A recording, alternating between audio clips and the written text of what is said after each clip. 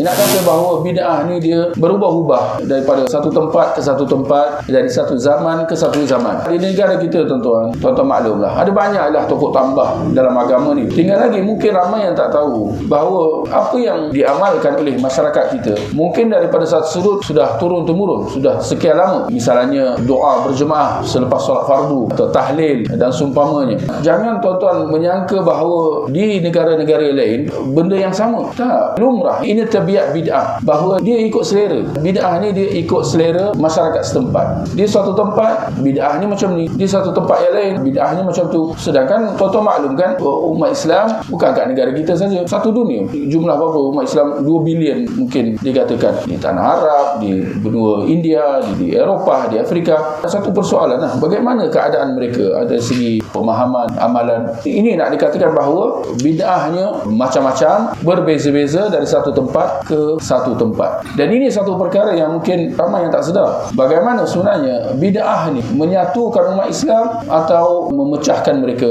menjadikan agama mereka celaru dan cacar marbah. Yang mana satu tuan-tuan? Pada sudut pandang dangkal sebahagian, yang di dalam kalangan mereka yang beramal dengan bid'ah ni, mereka melihat dari sudut sempit mereka, mengatakan inilah amalan yang kita telah warisi sekian lama. Tiba-tiba datang pihak lain kata, oh ini tak menepati sunnah, ini salah dan sebagainya. Mereka kata si fulan ini nak memecah belahkan kita. Sedangkan dia tak melihat dari sudut yang lebih jauh keadaan umat Islam, dari sudut global, bukan pada masyarakat setempat je, dari sudut global. Bagaimana keadaan umat Islam di tempat-tempat lain, ketika mana setiap tempat ada bid'ah dia yang berbeza-beza. Jadi kesudahannya, adakah bid'ah ni menyatukan kita atau sebenarnya lebih mencelarukan kita? Jawapannya ya, mengelirukan kita.